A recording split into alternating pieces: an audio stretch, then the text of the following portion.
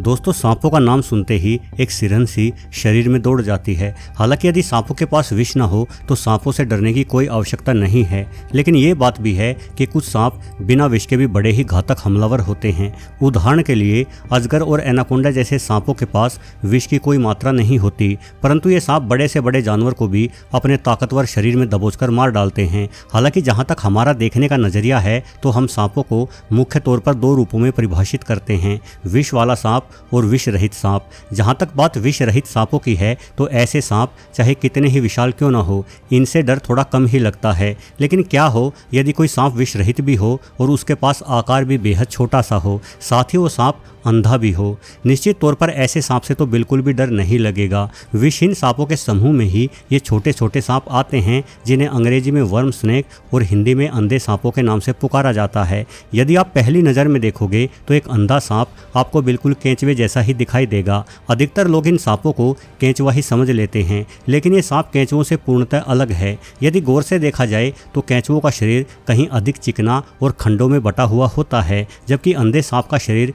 खंडों में बटा हुआ नहीं बल्कि सर से पूंछ तक एक जैसा ही दिखाई देगा। साथ ही अंधे सांप की चाल भी अपने बड़े रिश्तेदार सांपों जैसी ही होती है। वैसे अंधे माने जाने वाले ये सांप पूर्णतः अंधे नहीं होते। वैज्ञानिक मानते हैं कि अंधे सांप रोशनी और अंधकार में अंतर पकड़ सकते हैं, यानी ये सांप जानते हैं कि वो बिल के अंदर हैं या बाहर। इसके अतिरिक्त और कोई वस्तु आदि को ये सांप देख नहीं पाते। वैसे आप सोच रहे होंगे कि यदि इन सांपों को दिखाई ही नहीं देता तो भला ये खुद के लिए भोजन कैसे तलाशते हैं। दरअसल अंधे सांप मिट्टी में रेंगते हुए ही अपना अधिकतर समय गुजारते हैं। ये भुरभुरी मिट्टी की तलाश में रहते हैं जो इन्हें इनकी त्वचा द्वारा महसूस हो जाती है। ऐसी भुरभुरी मिट्टी में चींटियों और दीमकों की कॉलोनी आसानी से मिल जाती है और इन चींटियों और दीमकों के लार्वे को ही ये सांप खाते हैं। मिट्टी के भीतर चींटियों और दीमकों की कॉलोनी की भरमार रहती है, इसलिए अंधे सांपों को भोजन की तो कोई समस्या नहीं आती। हाँ, अपने लार्वे को बचाने के लिए सैनिक चींटी या दीमक मिलकर इन सांपों पर हमला बोल देते हैं, जिस कारण बेचारे अंधे सांप को भागना पड़ता है। वहीं कई बार ये सांप भाग नहीं पाते। ऐसे में चींटी एवं दीमक इस सांप के शरीर को बुरी तरह से काट काट कर इसे मार भी डालते हैं। वैसे भोजन के अतिरिक्त प्रजनन भी सबसे महत्वपूर्ण कार्य है। अब जिस जीव को ढंग से दिखाई ही नहीं देता हो वो अपने लिए साथी कैसे ढूंढ पाएगा। लेकिन इन अंधे सांपों की इस समस्या का समाधान भी प्रकृति ने किया हुआ है। दरअसल अंधे सांपों को साथी तलाशने की जरूरत ही नहीं पड़ती, बल्कि ये खुद से ही खुद को गर्भवती करके संतान उत्पन्न कर लेते हैं। है ना अनोखी बात। अब अंधे सांपों का जीवन तो इतना ही अनोखा है। वैज्ञानिक बतलाते हैं कि रेप्टाइल्स की दुनिया हमारी कल्पना से भी अधिक हैरान कर देने वाली है। अंधे सांपों में तो नर मादा का कोई मुद्दा ही नहीं होता, लेकिन ये भी देखा गया है कि सांपों और छिपकलियों की जिन प्रजातियों में नर और मादा अलग अलग भी होते हैं, ऐसे कुछ रेप्टाइल्स भी अकेले रहने पर खुद से ही खुद को गर्भवती करते हुए संतान उत्पन्न कर सकते हैं। भले ही आपको यकीन ना हो, पर यह सच है। अमेरिका के मेसोवरी रेप्टाइल्स ग्रह में कुछ मादा सांपों को पैदा होते ही अलग रखा गया और करीब 8 साल बाद ही इन मादाओं में से एक मादा गर्भवती हो गई। हालांकि पहली बार जब बिना नर के ये मादा मां बनी तो उसके द्वारा जन्मे बच्चे बड़े ही कमजोर थे जो जल्द ही मारे गए, किंतु अगले वर्ष यही मादा फिर से गर्भवती हुई और इस बार उसने बिल्कुल स्वस्थ बच्चों या कहिए सपोलों को जन्म दिया। असल में कई बार मादा रेप्टाइल्स को अलग रखने से इन मादाओं की कोशिकाएं हैरत अंगेज रूप से शुक्राणु उत्पन्न करना शुरू कर देती है और यही शुक्राणु उस मादा के गर्भ तक पहुंचकर उसे गर्भवती बना देते हैं। दोस्तों, सांपों के पास भले ही अनोखी विशेषताएं हों, फिर भी कुल मिलाकर सांप पृथ्वी के सबसे दुखी प्राणी हैं। इन बेचारों के पास बाकी के जीवों की भांति हाथ पैर जो नहीं हैं और जिन सांपों के पास अपने बचाव के लिए जहर तक नहीं है, उन्हें तो पृथ्वी के सबसे असहाय प्राणी मान लेना चाहिए।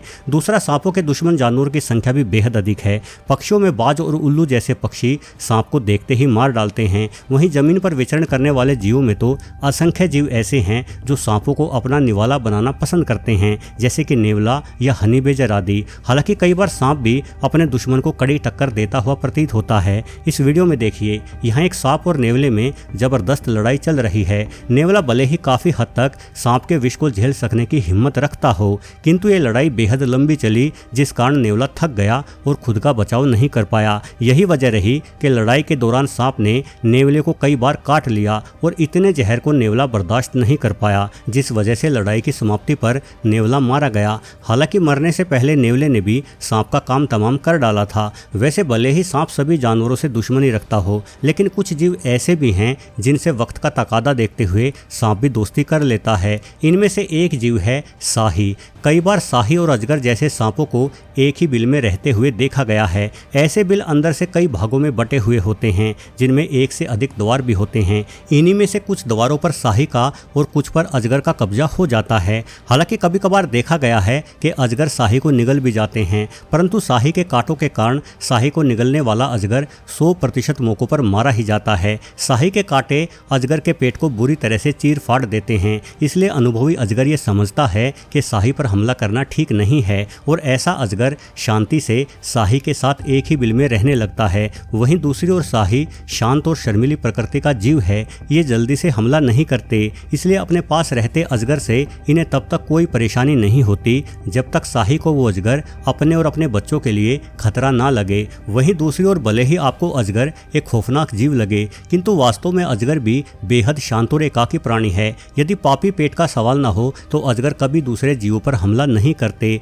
एक इंसान जैसे बड़े जानवर के कदमों की आहट को अजगर करीब 100 मीटर की दूरी से जमीन पर हुए कंपन से ही पहचान लेता है और तुरंत छुप जाने की कोशिश करता है। इसलिए अजगर को जंगल में देख पाना अक्सर मुश्किल ही होता है। वैसे चाहे अजगर हो या कोई विष रहित या जहरीला सांप, सांपों से इंसान नफरत ही करते हैं, क्योंकि बेचारे ये सांप बाघों और तेंदुओं जैसे आकर्षक जीव नहीं है। शायद यही कारण है कि सांपों को देखना कोई भी पसंद नहीं करता। लेकिन चीन एक ऐसा देश है जहाँ कुछ इंसान सांपों के आसपास रहना बेहद पसंद करते हैं, क्योंकि ये इंसान सांपों की खेती जो करते हैं। चीन में स्थित जिसिकियाओ नामक गांव के अधिकतर किसान सांप की खेती करके ही अपना जीवन यापन कर रहे हैं। असल में चीन में हजारों सालों से परंपरागत चिकित्सा को काफ़ी महत्व दिया जाता है। इसलिए यहाँ सांप के जहर और त्वचा आदि से कई तरह की गंभीर बीमारियों का इलाज किए जाने के दावे मिलते रहते हैं। यही वजह है कि चीन के इस गाँव के निवासियों ने सांपों की खेती को ही अपना लिया है। यहाँ के निवासी कई तरह की नस्लों के सांपों का प्रजनन कराते हैं।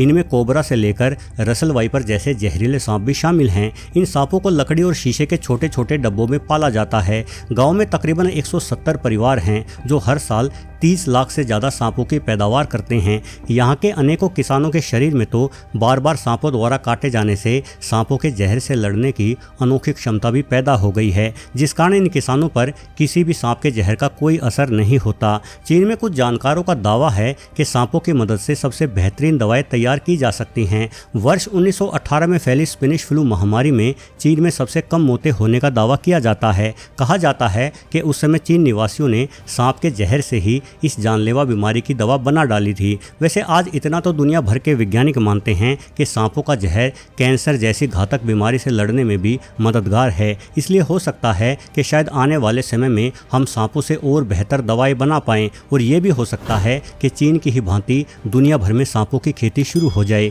वीडियो देखने के लिए आपका बहुत बहुत धन्यवाद।